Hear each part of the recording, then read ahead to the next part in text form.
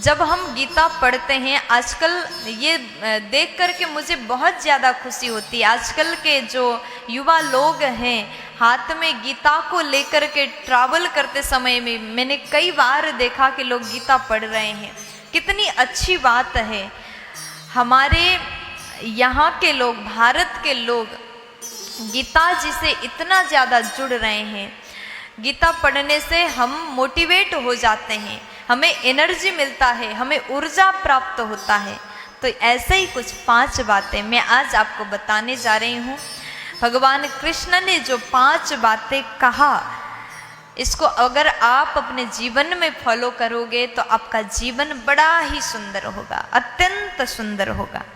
सबसे पहले नंबर में क्रोध पर काबू रखो। भगवान कृष्ण ने यही सिखाया। जब आपको क्रोध आए तो तुरंत एक्शन मत लो। हम लोग क्या करते हैं, गुस्सा आए तो तुरंत बोल देते हैं, जो सामने है उसको चिल्लाते, डांट देते हैं, जो बोलना नहीं चाहिए उसे भी बोल देते हैं। लेकिन जो व्यक्ति क्रोध पर काबू नहीं रख सकता, उसे जीवन में बहुत बड़ा नुकसान का सामना करना पड़ सकता है। जैसे आपकी लड़ाई अपने घर परिवार में हो गई, पत्नी के साथ लड़ाई हो गई, आपको बहुत क्रोध आया तो आपके सामने जो दिखा आपने उसको तोड़ दिया।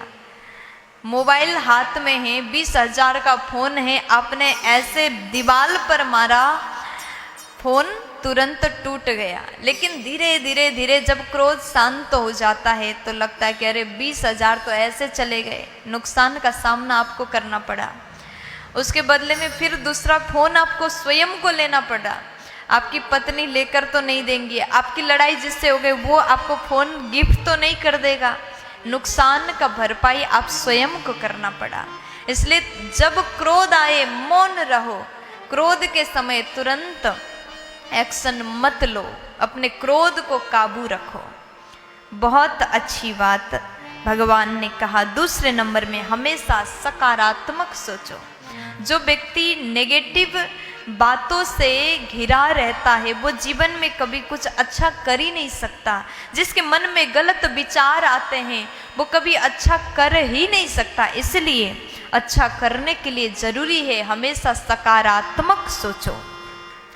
तीसरे नंबर में मन पर नियंत्रण रखो। ये मन बड़ा चंचल है, इस मन को आप जिस ओर मोड़ दोगे उसी तरफ ये मन मुड़ जाएगा। इसलिए मन को नियंत्रण रखें। चौथे नंबर में खुद को पहचानो। मैं कौन हूँ, यहाँ पर क्यों आया और मेरा लक्ष्य क्या है, मुझे क्या करना चाहिए। खुद को अगर आप जब तक नहीं जानोगे तब तक आप दूसरों को भी नहीं जान सकते। इसलिए जरूरी है खुद को जानो, खुद को पहचानो। 5वें नंबर में कर्म करते रहो, फल की चिंता मत करो।